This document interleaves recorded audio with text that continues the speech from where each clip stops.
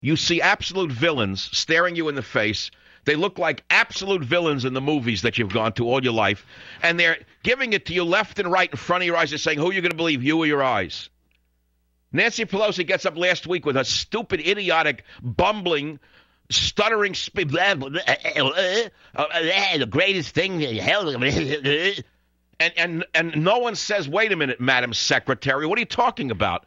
We're bankrupt to begin with. Who's going to pay for this? Why is this happening? A number of reasons. The primary reason is that the people don't deserve any better. If the electorate was educated, and I don't mean you have to go to college. Trust me on that one. I'm hyper-educated. I'm not over-educated. I'm hyper-educated. But I don't believe education in a university is necessarily the only place you can get an education. So don't get me wrong here. You don't need degrees after your name. If you have them, God bless you.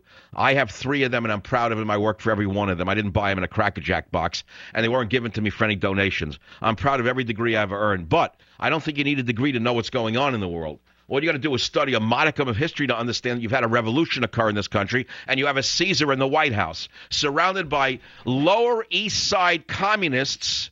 Let me spell it out for you. New York Lower East Side communists, red diaper doper babies who hate America's social system and economic system. Red diaper doper babies who were steeped in anti-American rhetoric from the time they were children are now running America. You don't get it? Well, you better get it real fast or you're going to have nothing left. But then you can say, what's the difference if you have nothing left? What do you care? What do you care if you live in slavery? You're a slave anyway. You're a slave to sports, entertainment, pornography. You're a slave to not wanting to use your brain. So what's the difference if you're an actual slave? What's the difference?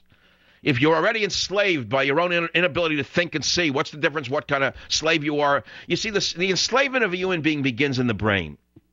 And once your brain is enslaved with addictions like this, the body follows. You see, this is an interesting thing.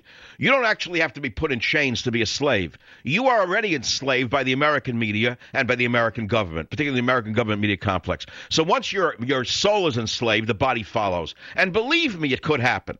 It can't happen here? Well, it can happen here. My friends, I have a crystal ball that is crystal clear, and I see it happening. This man has not deceived me from the day he arrived on the scene. When I saw this unknown junior senator from Chicago arrive on the scene and be pushed into the White House with money from God knows where, I said, boy, are we in for it. But I figured the American people would awaken faster than they have. There's a slow awakening, but it's only 10 months, and look what's going on already.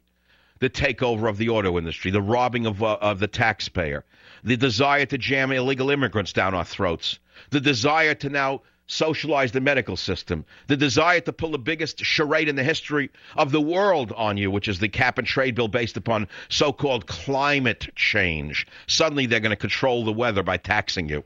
You hear this? They're going to control the weather by taxing you.